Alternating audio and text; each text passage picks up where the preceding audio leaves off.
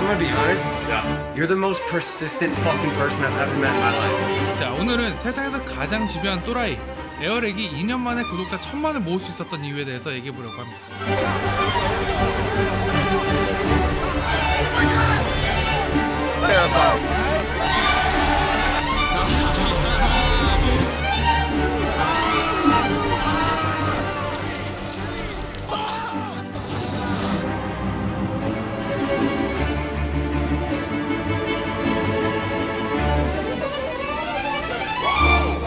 에어렉이 유튜브를 시작할 때의 목표는 딱 하나, 1년 안에 구독자 100만을 달성하는 거였고 364일이 되는 날 꿈에 그리던 목표를 달성할 수 있었습니다. 그 뒤로 에어렉은 끝없이 성장을 했고 현재는 1500만 가까이 되는 구독자를 모을 수가 있었습니다.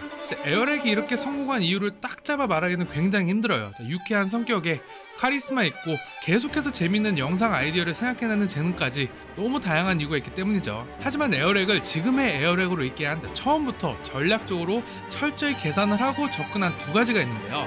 오늘은 이 두 가지에 대해서 얘기해 보려고 합니다. 에어렉이 소셜 해킹이라고 말하는 컨텐츠 아이디어 전략이 있는데요. 그 당시에 핫한 이슈에 컨텐츠를 만들어서 트렌드를 같이 타는 전략인데 사실 이 전략은 특별한 전략이 아니에요. 뉴스가 매일 하는 게 이거고 이미 많은 유튜버들이 하고 있는 컨텐츠 제작 방식인데요. 에어렉이 다른 유튜버들과 달랐던 점은 이 전략으로 스타 유튜버들을 본인의 영상으로 끌고 올 수가 있었던 거예요. 스타 유튜버들과 협업을 하는 건 정말 많은 유튜버들의 꿈인데요. 미스터비스트가 이름 한번 읽어주면 구독자가 10만이 늘어나는 거예요. 얼마나 파급 효과가 큰지 알 수가 있습니다. 이런 식으로 스타 유튜버들과 같이 영상을 제작만 하면 채널은 엄청난 속도로 성장을 할 수가 있어요. 근데 성공적인 협업은 되게 힘들어요. 많은 스타 유튜버들은 이런 협업으로 성장하려고 다가오는 유튜버들 때문에 인생이 불편해지기 시작했고 그래서 이런 식으로 접근하는 유튜버들을 되게 싫어해요. People are just giving me stuff, but it's just so low effort. This fucking sucks. And it's not original. And it was just so they could slap my face on a thumbnail. That's why I say no to basically everything now. Like I don't do those anymore. 근데 에어렉이 달랐던 점은 협업을 통해서 스타 유튜버들한테도 가치를 제공할 수 있었다는 거예요. 우선 스타 유튜버들에게도 해결해야 될 문제가 있어요. 바로 새로운 컨텐츠 아이디어인데요.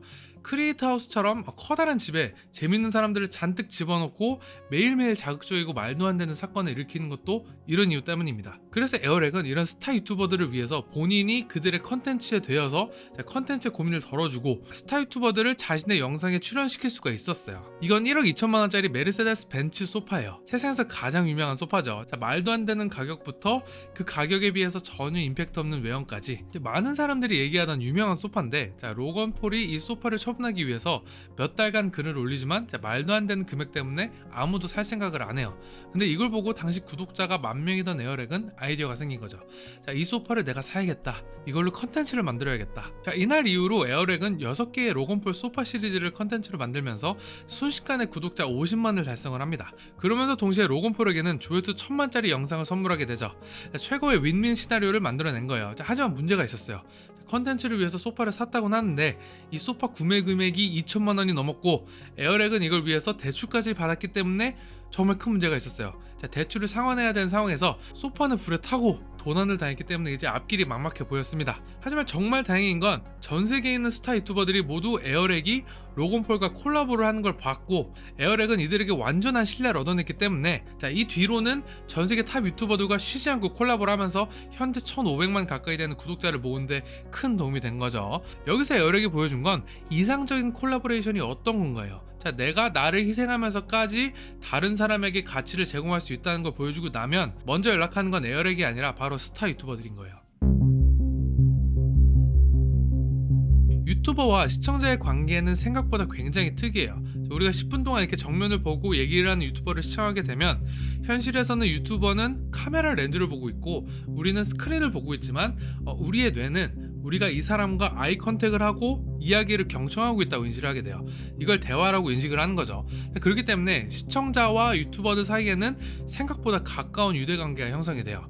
근데 이 유대관계를 통해서 시청자들에게 더 가까이 다가갈 수 있다는 걸 유튜버들도 다 알고는 있는데 실제로 시청자들하고 커뮤니티를 만들고 시청자들에게 참여를 유도하는 건 굉장히 힘들어요.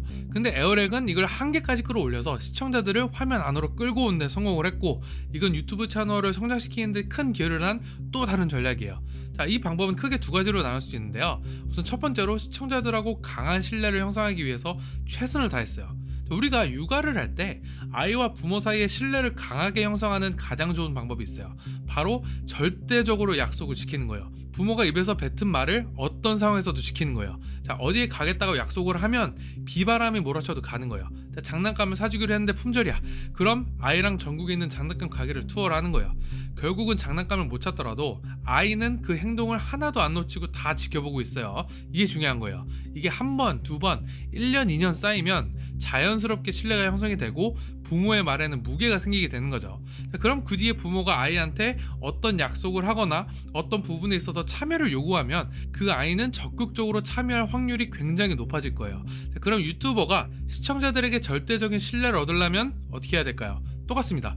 절대적으로 약속을 지키는 거예요. 자, 에어렉은 로건폴의 소파를 구입하자마자 시청자들에게 소파의 운명을 맡겼어요. 영상 댓글에서 가장 많은 좋아요를 받은 댓글이 시킨 대로 하기로 했어요. 하지만 투표 결과를 보시면 누가 봐도 헛소리의 장난이에요. 자, 별 생각 없이 웃으라고 쓴 거죠. 자, 소파로 바다 서핑하기, 소파 타고 스카이다이빙 하기, 자, 1억 원짜리 소파 폭발시키기, 자, 샀던 곳에 다시 갖다 놓기. 말도 안 되죠.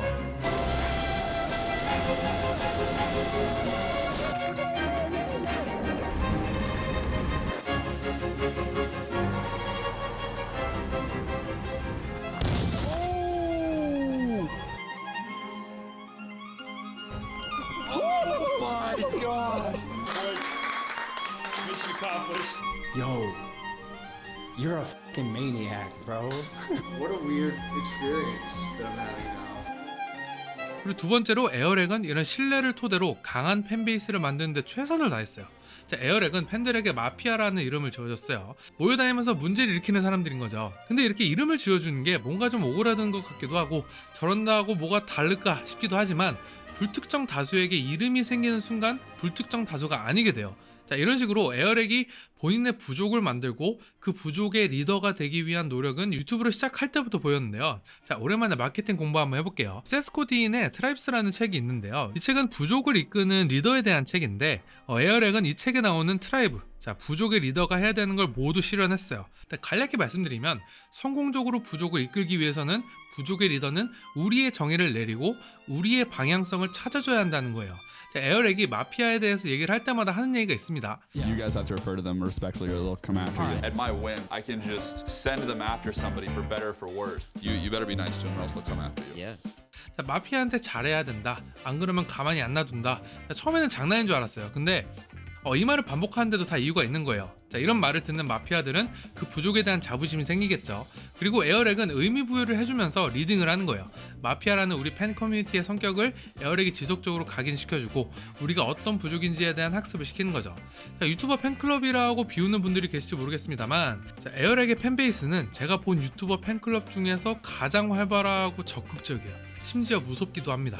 Yo, Axel Thesleff just copyright struck all my videos. I woke up to an email from their manager like, please God, we're getting death threats. And then they whitelisted my channel that day and reinstated all my videos.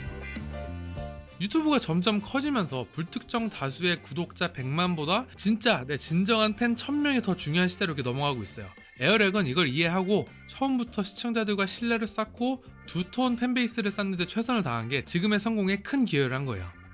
결론적으로 에어렉의 성공은 두 가지 주요 전략 덕분에 가능했다고 볼 수 있습니다. 첫 번째 전략은 유튜브 트렌드를 파악하고 스타 유튜버와 협업하여 컨텐츠를 생각하는 것이었고요. 자, 에어렉은 스타 유튜버들과 협업을 통해서 빠르게 구독자를 모았고 이러한 협업에서 양쪽 모두에게 가치를 제공하는 방식을 채택해서 큰 파급 효과를 얻었어요. 두 번째로 에어렉은 시청자들과의 신뢰를 형성하고 커뮤니티를 구축하는 데 주력을 했어요. 이를 위해서 약속을 지키고 시청자들에게 참여를 유도하는 노력을 기울였고 자, 시청자들을 끌어모아서 유튜브 채널을 성장시키는데 큰 역할을 했어요. 자, 에어렉은 이 두 가지 전략을 통해 현재 1500만 가까이 되는 구독자를 보유하고 있고 에어렉의 성공은 단순한 우연이 아니라 계획과 노력의 결과라는 걸 알 수가 있어요. 그리고 에어렉은 앞으로도 유튜브 커뮤니티에서 계속해서 주목받으면서 성장을 할 거라고 생각합니다. Like, I want to do YouTube. So I will either become successful at YouTube or I will turn 85 years old and I'm still trying to do YouTube and I will have died trying to do what I wanted to do. Those are the only two options.